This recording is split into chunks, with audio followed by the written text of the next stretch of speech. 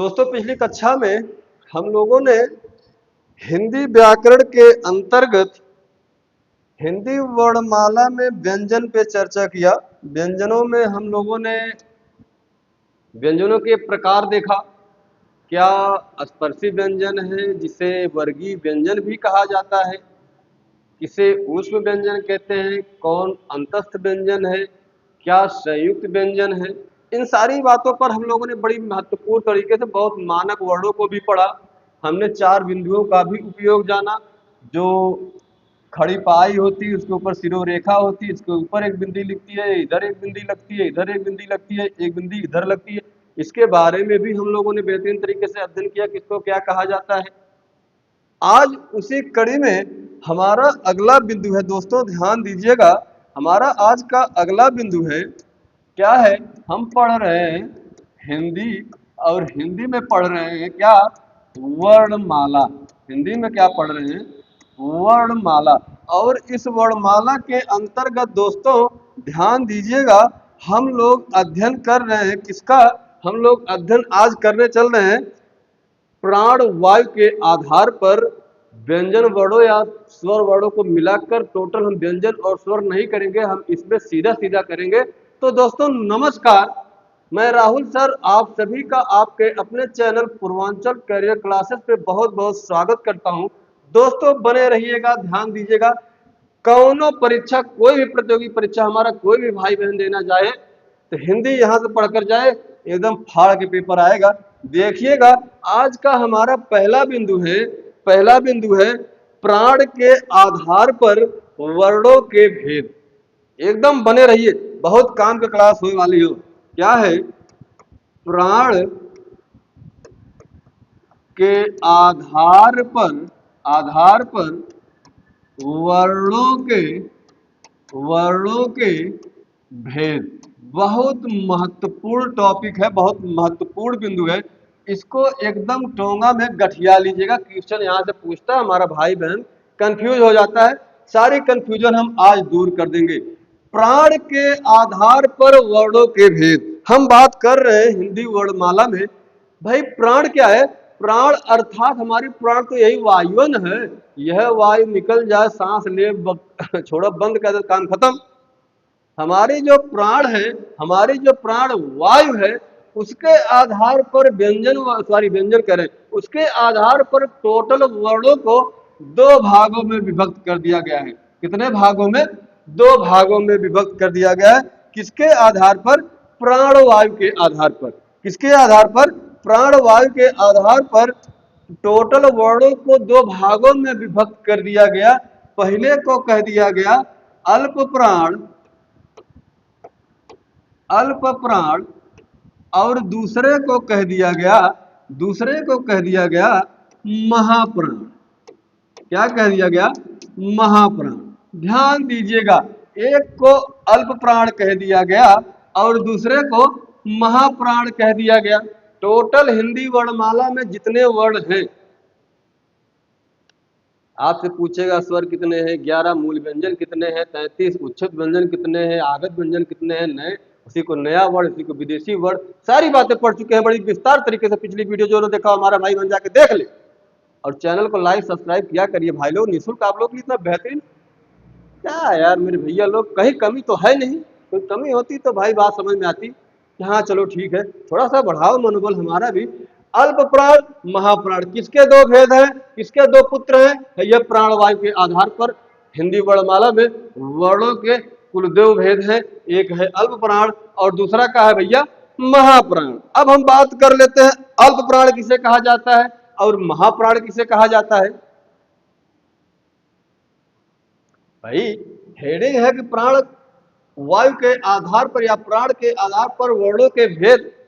अगर हम जान ले ये चीज कहना क्या चाह रहा है, किसका भेद पूछ रहा है, कि ऐसी ध्वनियां या ऐसे वर्ण जिनका उच्चारण करने पर कम वायु निकले, हमारे श्रीमुख से कम वायु निकले, जिन ध्वनियों के उच्चारण करने पर हमारे श्रीमुख से कम, अल्प, अल्प माने कम और प्राण माने वायु, जिन ध्वनियों का उच्चारण करने पर अल्प यानी कम प्राण मतलब वायु, कम वायु निकले, उन ध्वनियों को अल्प प्राण कहा जाता है। और जिन ध्वनियों का उच्चारण करने पर महा माने बहुत ज्यादा, प्राण माने वायु, यानी जिन ध्वनियों का, जिन वर्णों का उच्चारण करने पर ज्यादा मात्रा में प्राण वायु निष्कासित हो निकले,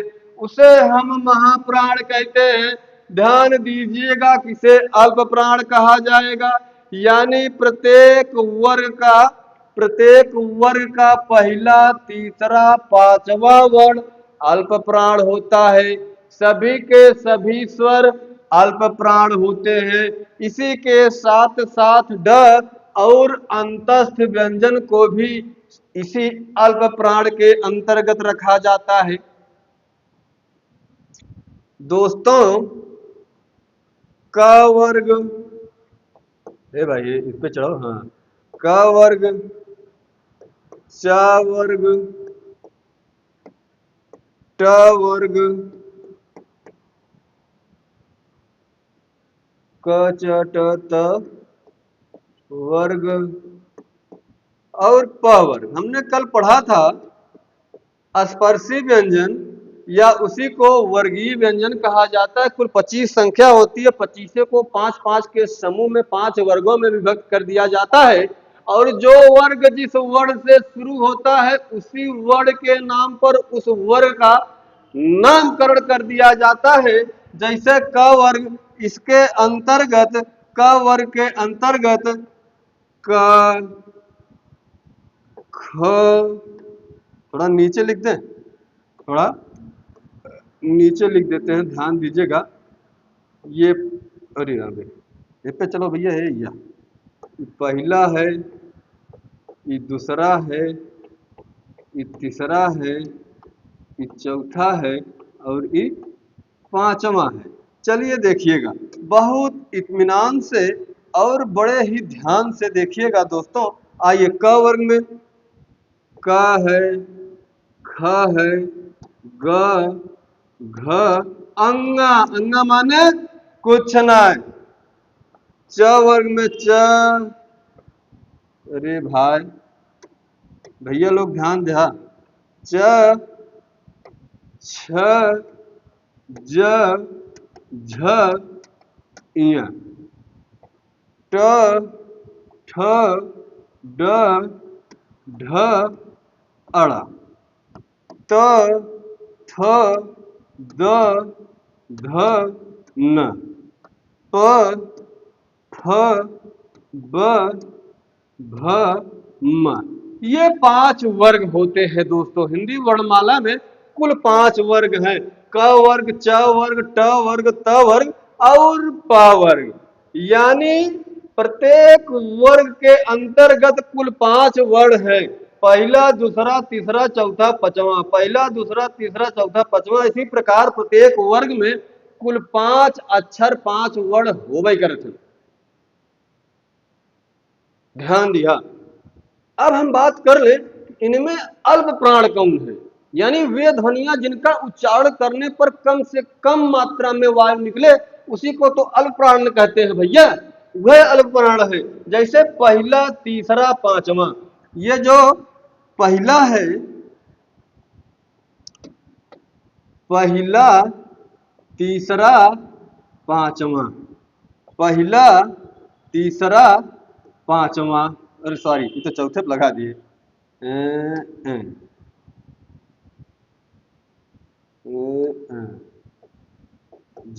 ये पांचवा, पहला, तीसरा, पांचवा, पहला, तीसरा, पांचवा, पहला, तीसरा और पांचवा। यानी जो पहला, तीसरा, पांचवा वर्ण होता है प्रत्येक वर्ग का, जैसे क, ग, अंगा, च, ज, इया, ट, ड, अड़ा, त, ध, न, प, ब, म। ये प्रत्येक वर्ग का पहला, तीसरा और पांचवा वर्ण, प्रत्येक वर्ग का पहला, तीसरा और पांचवा वर्ण आप देखेंगे किसके अंतर्गत आता है? अल्प प्राण के अंतर्गत आता है। इसी के साथ साथ अंतस्थ अंतस्थ व्यंजन भी आता है। अंतस्थ व्यंजन में य, र, ल और व। अंतस्थ व्यंजन में य, र, ल और व, ये भी अल्प प्राण के अंतर्गत आते हैं। इसके साथ साथ एक जो जो दो वर्ण उच्छित व्यंजन के अंतर्गत आते हैं, ड़ और ढ, उसमें से एक ड़ को भी इसी के अंतर्गत समाहित किया गया है। साथ ही साथ सभी सभी स्वर भी इसी के अंतर्गत आते हैं। किसके अंतर्गत? इसी अल्प प्राण के अंतर्गत आते हैं। दोस्तों अब हम बात कर लेते हैं, ये देखिए प्रत्येक वर्ग 5 वर्ग है, पहला तीसरा पांचवा, यानी एक लाइन में 3 वर्ण अल्प प्राण हो। पहला तीसरा पांचवा 3 वर्ण और 5 लाइन और 3 पच्चे 15, 15 और 10 यानी 11 स्वर है। 15 और 10 25 एक 26, 26 27 28 29 30 31, टोटल 31 इनकी संख्या होती है। किनकी? अल्प प्राण की। और शेष जो बच जाएं वो सारे के सारे महाप्राण के अंतर्गत आते हैं। आप देखिएगा महाप्राण के अंतर्गत प्रत्येक वर्ग का दूसरा चौथा और ऊष्म व्यंजन ध्वनियों को रखा गया है। प्रत्येक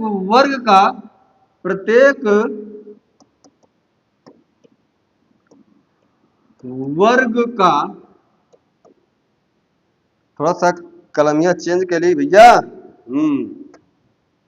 पहला देखा आपने कि पहला तीसरा पांचवा ये तो हो गया। अब हम बात कर रहे हैं दूसरा और चौथा। दूसरा यानी प्रत्येक वर्ग का दूसरा और चौथा वर्ण प्लस साथ ही साथ ऊष्म व्यंजन जिसे स, ख, स, ह कहा जाता है, इनको भी इसी के अंतर्गत रखते हैं। यानी प्रत्येक वर्ग के 2 अक्षर, दूसरा वाला और चौथा वाला, दूसरा वाला और चौथा वाला, यानी ख और घ, छ और झ। आप देखिए च, छ, ज, झ भैया ऊष्म संघर्षी व्यंजन भी कहा जाता है। कब पूछ ले ऊष्म नहीं, संघर्षी वर्गीय व्यंजन, स्पर्श संघर्षीय व्यंजन, चाहे जैसे पूछ ले स्पर्श संघर्षीय व्यंजन किसे कहा जाता है? तो स्पर्श संघर्षी व्यंजन यही कहा थे च, छ, ज, झ को, इया को ना। ये चीजें याद रखिए। हम अल्प प्राण महाप्राण की बात कर रहे थे, अल्प प्राण क्लियर हो गया। महाप्राण की बात कर रहे थे। महाप्राण में देखिएगा, महाप्राण में प्रत्येक वर्ग का दूसरा और चौथा, यानी ख, घ, छ, झ, ठ, ढ, थ, ध, फ और भ, ये हो गए। और ऊष्म व्यंजन स, ख, श, ह, यानी 5 दूना 10 ठे ई हो गए, 4 ठे ई, कुल 14 वर्ण हो गए। ये तो दोस्तों प्राण वायु के आधार पर वर्णों के भेद हो गए। अगर फोटो खींचे चाहत हो, मतलब स्क्रीनशॉट लेवे चाहत हो तो ले ला, कोनो बात ना ले ला, तो इन लोग का काम करी। चला आगे बढ़ा। एक प्रकार और पढ़ लेते हैं इसी के अंतर्गत, एक प्रकार और पढ़ लेते हैं। क्या? गूंजिया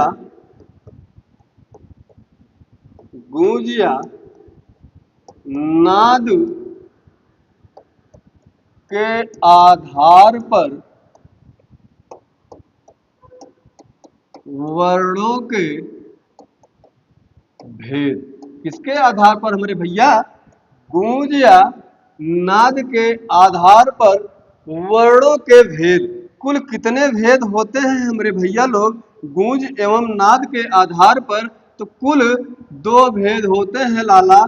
एक होता है अघोष, एक होता है अघोष, और दूसरा हमारे लाला, हमारे भैया, हमारे सर जी, हमारे मार साहब होठ, एक होता है अघोष, दूसरा होता है घोष या इसी को सघोष कहा जाता है।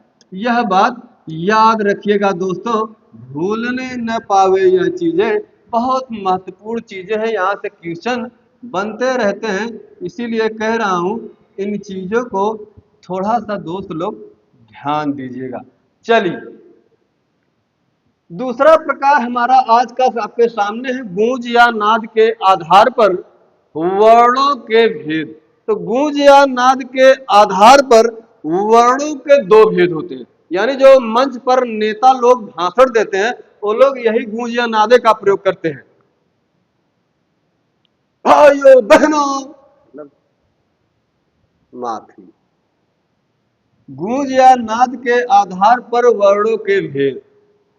गूंज या नाद के आधार पर यानी ऐसी ध्वनियां, ऐसे वर्ण जिनका उच्चारण करने पर हमारी प्राणवायु एकदम गूंज कर निकले, एकदम स्वरतंत्रियां ऊपर चढ़कर बोले, एकदम जीवा झंकृत हो जाए, प्राणवायु खखड़ाट निकले, उसी को गूंज या नाद के आधार पर दो भेदों में बांट दिया गया है। एक होता है अघोष, दूसरा होता है घोष या सघोष। ऐसी ध्वनियां, ऐसे वर्ण जिनका उच्चारण करने पर, जिनका उच्चारण करने पर प्राणवायु या हमारी जिह्वा ज्यादा, मतलब हमारा जो प्राणवायु एकदम गूंज के साथ निकले, एकदम गूंज के साथ निकले, झंकृत होकर निकले, उसे हम घोष या सघोष कहते हैं। और जिसमें कम निकले या न के बराबर गूंज या नाद हो, या न के बराबर हमारी जीवा झंकृत हो, उस स्थिति में उच्चारित होने वाले वर्णों को हम अघोष कहते हैं। ध्यान दीजिएगा, अघोष के अंतर्गत प्रत्येक वर्ग का पहला दूसरा वर्ण, यानी प्रत्येक वर्ग का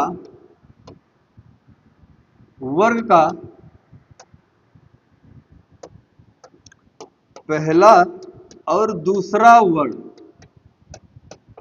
प्रत्येक वर्ग का पहला दूसरा वर्ग, यानी क ख च छ हम लिख ही दई का अवल लिख दी है।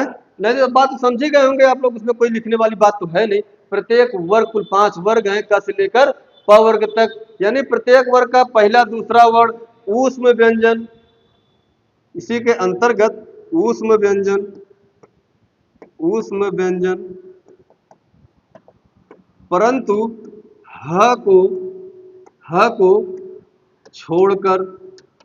छोड़कर यानी श, ख और स, ये सारे वर्ण, यानी प्रत्येक वर्ग का पहला दूसरा ह को छोड़कर सारे ऊष्म व्यंजन किसके अंतर्गत आते हैं दोस्तों? अघोष के अंतर्गत आते हैं। और शेष जो बच गया, यानी प्रत्येक वर्ग का तीसरा, चौथा और पांचवा वर्ण, प्रत्येक वर्ग का तीसरा, चौथा और पांचवा वर्ण, साथ ही साथ देखेंगे ह और सभी के सभी स्वर, ह और सभी के सभी स्वर, सभी स्वर और ह को जोड़ दिया जाए तो इन ध्वनियों का उच्चारण करने पर ये प्रत्येक वर्ग का दूसरा, सॉरी, तो भैया पहला दूसरा हो गया ना, ये तीसरा होगा। चलिए, तीसरा, चौथा और पांचवा वर्ण, प्रत्येक वर्ग का तीसरा, चौथा और पांचवा वर्ण सभी स्वर और ह सघोष वर्ण कहलाते हैं। क्यों? क्योंकि इनका उच्चारण करने पर हमारी जिह्वा हमारे वायु के निकलने के कारण ज्यादा झंकृत हो जाती है, ज्यादा गूंज एवं नाद आ जाता है, इसीलिए इनको सघोष या घोष ध्वनियां कहकर संबोधित किया जाता है दोस्तों। इसी में आपका अंतस्थ व्यंजन भी आता है, किसमें? इसी घोष में, इसी में आपका अंतस्थ व्यंजन भी आता है, जिसमें ध्यान दीजिएगा य र ल और व को रखा जाता है। ध्यान दीजिएगा, फोटो खींचे को खींच ल, बहुत काम के चीज है भैया लोग, बहुत काम के चीज है, ये चीज याद रख लिया।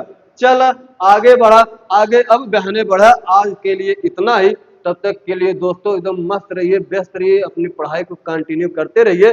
नमस्कार।